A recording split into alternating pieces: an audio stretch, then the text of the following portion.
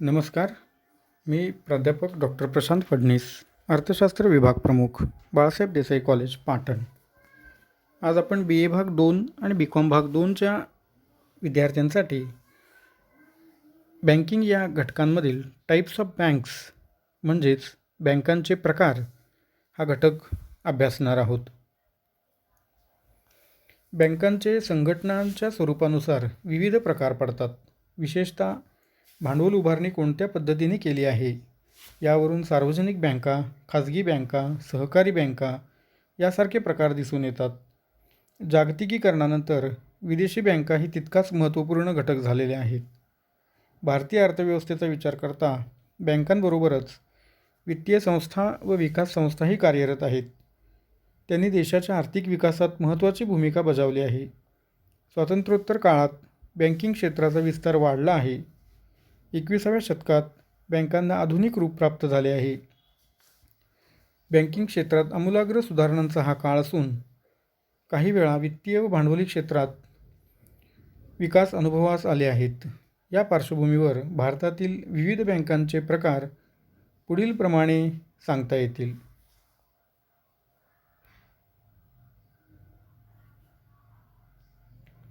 सार्वजनिक क्षेत्रातील बँका. सार्वजनिक बँका म्हणजे सरकारच्या मालकीचे भांडवल असणाऱ्या बँका होय. सामान्यपणे एकूण भाग भांडवलापैकी 50% जास्त भांडवल ज्या व्यक्ती किंवा संस्थेने धारण केले असते अशा बँकांची मालकी संबंधित व्यक्ती किंवा संस्थेची असते. 1955मध्ये इम्पेरियल बँकेचे राष्ट्रीयकरण करून स्टेट बँक ऑफ इंडिया आणि तिच्या 7 सहयोगी शाखा स्थापन झाल्या. हा ग्रुप आशिया खंडातील सर्वात मोठा बँकिंग ग्रुप समजला जातो. पुढे 1969मध्ये इंदिरा गांधींनी 14 व्यापारी बँकांचे राष्ट्रीयकरण केले व 1980मध्ये 6 व्यापारी बँकांचे राष्ट्रीयकरण केले. अशा प्रकारे सार्वजनिक बँकांची संख्या 28 झाली. मात्र 1991मध्ये Punjab national bank new bank of इंडियामध्ये विलीन झाल्याने सार्वजनिक बँकांची संख्या 27 झाली. सद्यस्थितीत स्टेट बँकेच्या 3 सहयोगी शाखा स्टेट बँकेच्या इतर शाखांमध्ये विलीन झाल्यामुळे सार्वजनिक बँकांची संख्या कमी झाली आहे. मार्च 2017ला सार्वजनिक बँकांच्या एकूण 86,545 शाखा देशाच्या शहरी आणि ग्रामीण भागात कार्यरत होत्या. दुसरा प्रकार आहे खाजगी बँका. खाजगी क्षेत्रातील बँका म्हणजे ज्या बँकांचे 50%पेक्षा जास्त भागभांडवल खाजगी व्यक्ती किंवा संस्थेने धारण केलेले आहे. त्यामध्ये सरकारचे भांडवल समाविष्ट नसते. अशा बँकांना खाजगी बँका असे म्हणतात. सार्वजनिक क्षेत्रातील बँकांच्या अकार्यक्षमतेमुळे खाजगी क्षेत्रातील बँकांचे महत्त्व वाढीस लागले आहे. 1990च्या दरम्यान ICICI bank, HDFC bank, axis bank यासारख्या खाजगी बँका भारतात स्थापन होऊ लागल्या. देशात 2017 अखेर रिझर्व्ह बँक ऑफ इंडियाच्या अहवालानुसार 21 खाजगी बँकांच्या 24,661 शाखा कार्यरत आहेत. विदेशी बँका. विदेशी बँका खाजगी बँकिंगचाच एक प्रकार असून विदेशी भांडवल धोरणानुसार त्या भारतात व्यवसाय करतात. रिझर्व्ह बँकेच्या धोरणाला अनुसरून कार्य करतात. 1991च्या मुक्त आर्थिक धोरणानंतर देशात विदेशी बँकांच्या अनेक शाखा शहरी भागात स्थापन होऊ लागल्या. विदेशी बँक म्हणजे ज्या बँकेचे मुख्यालय देशाबाहेर दुसऱ्या देशात असते व त्याच्या विविध शाखा इतर देशांमध्ये कार्यरत असतात अशा बँकेला विदेशी बँक असे म्हटले जाते. आर्थिक उदारीकरणानंतर विदेशी बँकिंग क्षेत्राचा विस्तार झाला. भारतातील अनेक महानगरांमध्ये विदेशी बँकांच्या शाखा कार्यरत आहेत. विदेशी बँका विदेशी व्यापाराच्या दृष्टीने उपयुक्त ठरतात. अलीकडच्या काळात अनेक विदेशी बँका भारतात स्थापन झालेल्या आहेत. यामध्ये Deutsche bank Germany, BN Paribas bank France, corporate and investment bank France, HSBC bank हाँगकाँग,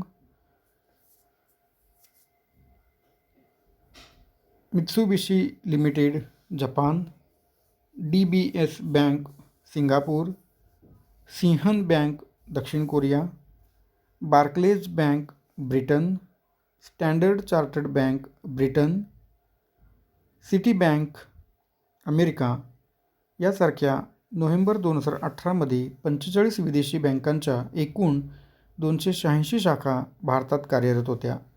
एकूण बँक व्यवसायात विदेशी बँकांचा हिस्सा 1% कमी आहे.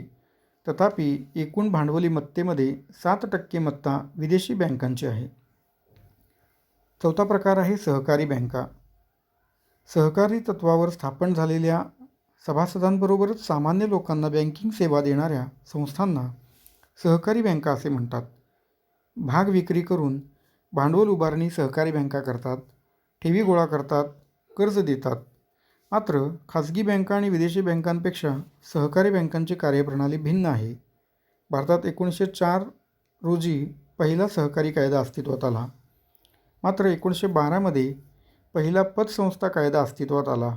देशात अल्पकालीन कर्जपुरवठा करणारी सहकारी बँकांची रचना त्रिस्तरीय आहे, तर दीर्घकालीन कर्जपुरवठा करणारी सहकारी बँकांची रचना द्विस्तरीय आहे.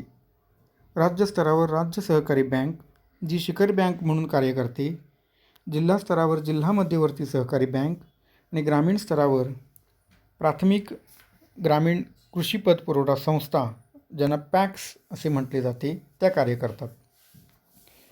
तर दीर्घकालीन कर्जपुरवठा करणाऱ्या सहकारी बँकांमध्ये राज्य स्तरावर राज्य सहकारी कृषी व ग्रामीण विकास बँक आणि प्राथमिक स्तरावर प्राथमिक सहकारी कृषी व ग्रामीण विकास बँक कार्य करतात. सहकार क्षेत्रातील बँकांनी शेतीला मोठ्या प्रमाणावर पतपुरवठा केल्याचे दिसून येते.